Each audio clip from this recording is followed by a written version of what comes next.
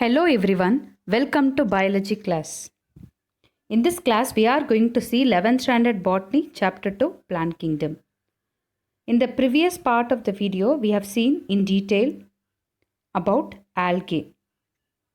So this class we will be learning about bryophytes and pteridophytes. First, bryophytes. Bryophytes are referred to as amphibians of plant kingdom. So in animal kingdom you have got a class called amphibia. So amphibia is nothing but the nature of the organism to have dual adaptation of life. That is, they can survive in both land and water. Okay. Similarly, here the bryophytes are referred to as amphibians of plant kingdom because they can live or adapt on land, but for several stages, in case of it to for its fertilization, it need water. So they are called amphibia of plant kingdom. So in the previous section, as I told you, we have learnt in detail about algae. Majority of the algae are aquatic. Because they are found in water, they are referred to as aquatic. And the development of heterotrichous habit. Okay, what is heterotrichous? Okay, hetero means different. So two types of branches are produced. One is prostrate and other one is erect. Prostrate means they lie on ground. That is called as prostrate. Erect means vertically they are found. They are called as erect. Development of parenchyma tissue and dichotomous branching in some algae supports the view that colonization of plants and land occurred in the past. Okay, so dichotomous branching is nothing but it will be producing two terminal branches of same length or size. Bryophytes are simplest and most primitive plant groups and they have descended from algae-like ancestors. And bryophytes are referred to as simple embryophytes. And bryophytes are the simplest land-inhabiting cryptogams and they are restricted to moist, shady habitat. So they are coming under the division cryptogams. And they lack vascular tissue. So since they do not have any vascular tissue, they are referred to as non-vascular cryptogams. And they are also referred to as amphibians of plant kingdom because they need water for completing its life cycle. Let's see the general characteristic features. The plant body of the bryophyte is gametophyte. Okay, so it is not divided into root, stem and leaf-like structure. Most of them are primitive land dwellers. Okay, their habit is land and some of them are aquatic. The gametophyte is conspicuous, that is, it is well noticed. The gametophyte generation is well noticed. And it is the long-lived phase of the life cycle. And in certain organisms, plant body is also found. That is, the thalloid forms is found in liverwort, hornwort, etc. And in mosses, okay, the plant will be having some leaf-like or stem-like structures are present. And in liverworts, thallus grows prostrate on the ground. That is, they lie above the ground and is attached to the substratum by means of rhizoid. Okay, rhizoid is nothing but root-like structure. Two types of rhizoids are present. Okay, one is smooth wall rhizoid. So here you can see they are smooth wall rhizoid. And the other type of rhizoid is referred to as pegged or tuberculate. In moss, the plant body is erect with central bearing leaf-like expansion, and even in that you have multicellular rhizoids. And as I already told you, the vascular tissue system such as xylem and phloem are completely absent, and that's why they are called non-vascular cryptogams. And vegetative reproduction, how it is going to take place? It is going to take place by means of adventitious buds, tubers, and in some forms some detachable branches, otherwise referred to as brood bodies, are formed. Okay, so brood bodies are nothing but filamentous short cells, okay, which can be fragmented and it can give rise to a new organism. And in Marchantia, the propagative organs called gemmae are formed. Okay, so this gemmae is nothing but modified bud. Okay, so using this, it will reproduce in a vegetative manner. And the sexual reproduction in case of bryophytes is oogamous type. So already we know what is oogamous, fusion of both morphologically and physiologically dissimilar cells. Here the antheridia and archegonia are produced in a protective covering and they are multicellular. The antheridia produces biflagellate antherozoid which swim in the film of water and reach the archegonium. And then after reaching the archegonium, it fuses with the egg to form diploid zygote. Okay, so here are the pictures giving few examples of the above discussed type. Fragmentation is seen in Riccia. Okay, and tubers, okay, certain structures called tubers develop in Anthoceras, and in some forms you have even bud formation which is referred to as gemmae formation. Next, water is essential for fertilization. In case of bryophytes, water is essential for fertilization. And zygote is the first cell of sporophyte generation. So I already told you alternation of generation will take place. So the due to the alternation of generation, the sporophyte and the gametophyte generations, they exchange themselves and the life cycle will be accomplished. And the zygote is the first cell of sporophyte generation, and the zygote, from the zygote only embryo is developed, and the embryogeny is exoscopic. That is, the first division of the zygote is transverse and the apex of the embryo develops from the outer cell, and the embryo will give rise to sporophyte. And sporophyte generation is completely dependent upon the gametophyte. And the sporophyte is differentiated into three recognizable parts. Okay, the three recognizable parts, namely foot, seta and capsule. Okay, so here in this picture you can see this portion is referred to as seta, this portion is called as capsule, and the bottom portion is referred to as foot. Okay, so in case of sporophyte, you can see the three recognizable parts like foot, seta and capsule, and the foot is the basal portion, and using the foot only water and nutrients are supplied for the sporophyte, and the diploid spore mother cell found in the capsule region. Okay, so the diploid cells which are found in the capsule region, it will undergo the meiotic division and it will give rise to haploid spores. And bryophytes are homosporous type, that is, they produce only one kind of spore. And in some sporophytes, elaters are present. So elaters are nothing but tubular cells with spiral thickenings. Okay, and they are meant for reproduction. Okay, not reproduction. They are meant for dispersal of spores. And the spores germinate, okay, to form a gametophyte. And the zygote, embryo and sporogonium constitute sporophytic phases. And the green long living haploid phase, okay, which is referred to as the haploid phase, is referred to as gametophyte. And this haploid gamete, so always remember gamete is haploid, that is N. And the haploid gametophytic phase will always alternate with the diploid sporophyte phase, and hence you can see alternation of generation. Proskauer in the year 1957 classified the bryophytes into three classes. The names of the classes are Hepaticopsida, Riccia, Anthoceropticida, Anthoceras, and Bryopsida, example Funaria. And let's see the economic importance of bryophytes. The dead thalli of sphagnum is a bryophyte, it gets accumulated and it gets hardened and it will be converted to peat. So what is the importance of this peat? for what they are used. Let's see.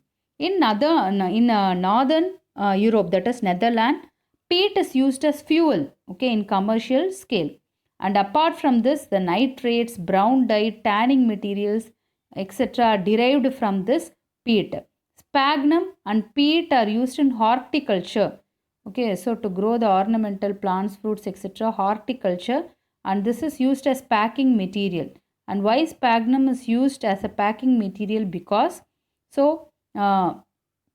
this can absorb lot of since it has got a water holding capacity, it can absorb lots of water, and it will keep the cut plant parts, okay, to retain the moisture, and it prevents from drying up. Next, Marchantia polymorpha is used to cure pulmonary tuberculosis. Sphagnum, bryum and polytrichum are used as food, and bryophytes play a role in soil formation through succession and help in soil conservation. Next is Shivram Kashyap. He is called father of Indian bryology. So he have published a book, Liverworts and Western Himalayas and Punjab, and he identified new genera, okay, of bryophytes. And the next we have some bryophytes are saprophytic in nature. That is, they derive their nutrition from the dead and decaying microorganism. Example, Buxbaumia, Aphylla and Cryptothalus mirabilis. These are saprophytic bryophytes. So that's it with bryophytes. The next topic is pteridophytes. So these pteridophytes are referred to as seedless vascular cryptogam. So they are the first true land plants. So till algae they are aquatic in nature. So after algae you have bryophytes, they are amphibian of plant kingdom. And the first true land adapted plant is called, they are referred to as pteridophytes. And they are also first in acquiring the vascular tissue such as xylem and phloem. Hence they are referred to as vascular cryptogams.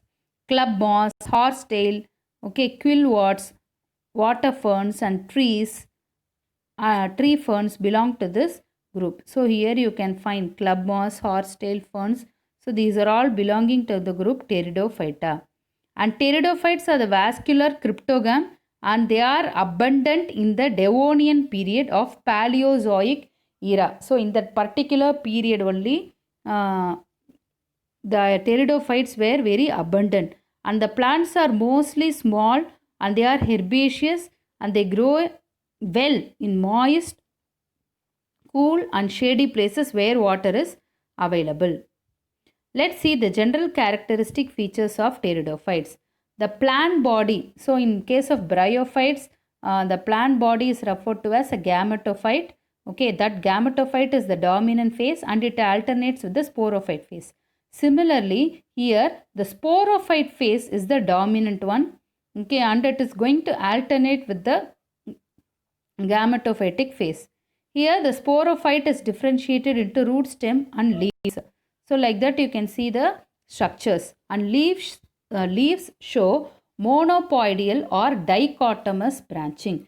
So monopodial branching is nothing but the terminal bud will continue to grow, okay, and whereas the lateral branches will remain just as a subordinate, and or stems may show dichotomous branching, that is two different types of stems will be there, and leaves may be microphyllous or megaphylous type. And stele is prostele, but in some forms siphonostele is present. Okay, so in the upcoming slide we will learn about what is stele and what is protostele and siphonostele. And tracheids, so we know that they are the first vascular cryptogams, so they will be having the xylem and phloem, and in xylem we know the water conducting elements are tracheids and vessels. And sporangia, that is spore bearing bag like structure, they are borne on special leaves, and the name of such leaves is called as sporophyll, and the sporophyll gets organized and to form cone or strobulus like structure. Example, Selaginella.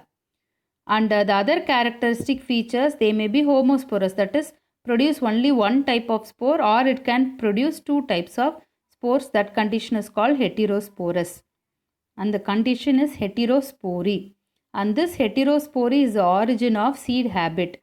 And development of sporangia. So sporangium is a spore bearing structure, and the development of sporangia, it is of like eusporangiate or leptosporangiate. That is, eusporangiate is nothing but development of sporangium from group of initial, that is group of epidermal cell. If it is going to develop, it is called as eusporangiate, development of sporangium from group of initial, whereas leptosporangiate is nothing but development of sporangium from single initial. And spore mother cells will undergo meiosis, and it leads to the production of spores. And spore germinates to produce a haploid multicellular green chordate shaped. Chordate means heart shaped independent gametophyte called prothallus. And the fragmentation, resting buds, tuber and adventitious buds help in vegetative reproduction. And coming to the sexual reproduction in case of pteridophyte, it is of oogamous type, and the sex organs are antheridium and archegonium. They are produced on the prothallus. So antheridium is spirally coiled and it is multiflagellate structure.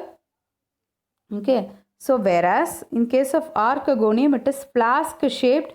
You can find a broad venter, in the neck region, and the neck region is elongated. The venter possesses egg or ovum, and the neck contain water canal cells. And here also the water is essential for fertilization.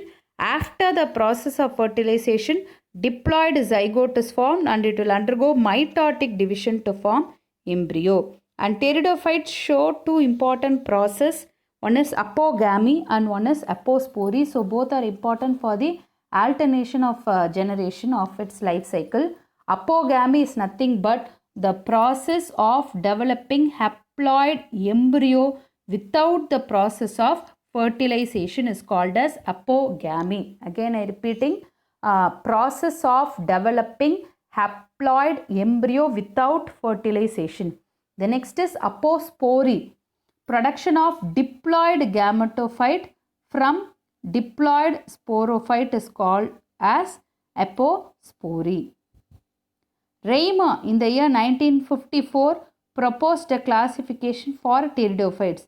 In classification, the pteridophytes are divided into 5 subdivisions. One is Xylophytopsida, second one is Xylotopsida, Lycopsida, Sphenopsida and Pteropsida. And there are further 19 orders and 48 families in this classification.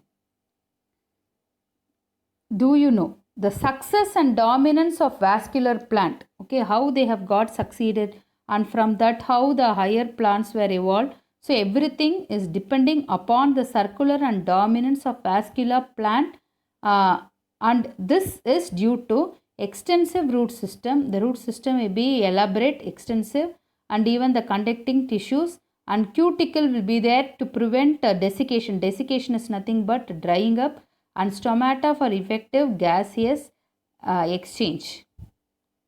Now let's see the economic importance of pteridophytes. So pteridophytes, first one, Rumhora adiantiformis. It is used for cut flower arrangement. Marsilia is used as food by tribal people. Azolla, it is an aquatic fern, and it is used for or used as biofertilizer. Next, Dryopteris filix mas, and it is used for treatment of tapeworm. And Pteris vittata, it is used for the removal of heavy metal from soil bioremediation. What is this removal of heavy metals from soil? What is the name of the process? Bioremediation.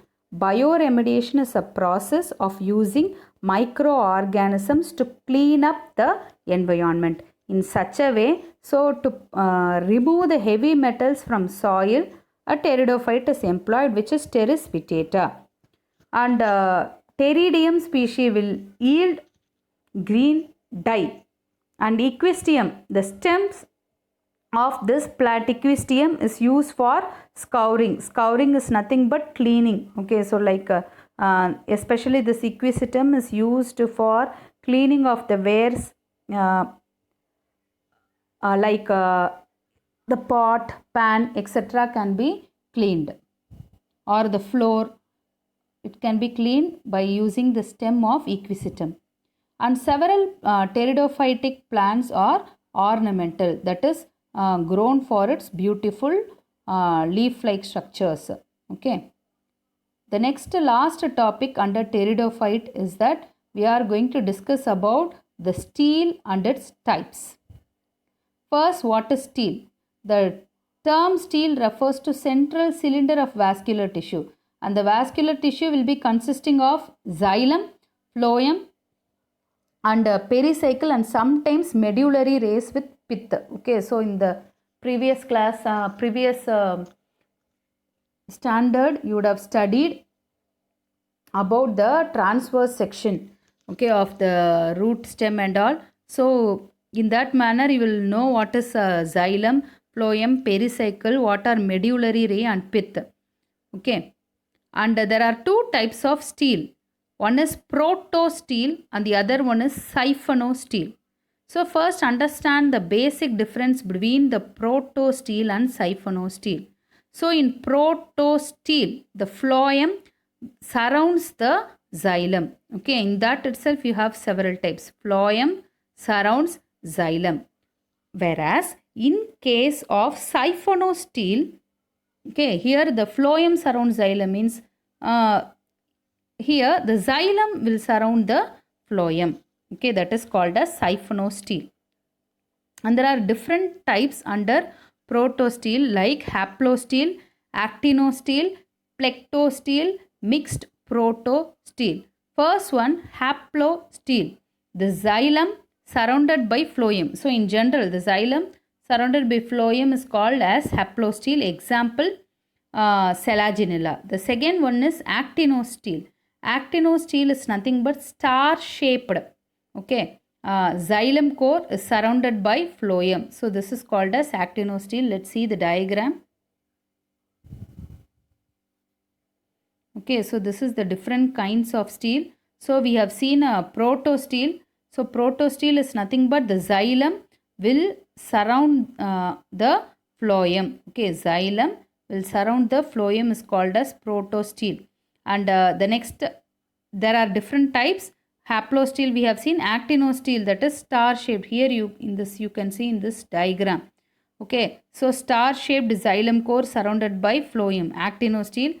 Next, plectostele, xylem plates alternates with the phloem plate. So it is called as plectostele. So here you can find a layer of xylem, again a layer of phloem. Like that they are found as alternate plates. And mixed protostele, xylem groups uniformly get scattered in the phloem. So this kind is called as mixed protostele. The second category under stele is siphonostele. In siphonostele, the xylem will be surrounded by the phloem and it will be having pith. In that itself, there are many types: ectoploic siphonostele, amphiploic siphonostele, solenostele, eustele, and atactostele and polycyclic stele. And first one, ectoploic siphonostele. The phloem is restricted only to the external side of the xylem and pith is in the center, and such type is called as ectoploic siphonostele. The next is amphibiotic amphiloic siphonostele. So amphiloic siphonostele is nothing but the phloem is present on both the sides of the xylem and pith is at the center. So this is the amphiloic siphonostele. So the green color is the phloem and this brown color is the xylem. So here you can find in amphiloic siphonostele. The phloem will be present on both the sides of the xylem. So here in the middle one is the xylem. So on inner side and outer side, in both the sides it has got phloem. Such a kind is called as amphiloic siphonostele. The next is solenostele. The stele is perforated at a place or places corresponding to the origin of leaf trace. So that is perforated means it has got a pore or opening. So that's why it is called as perforated. Okay.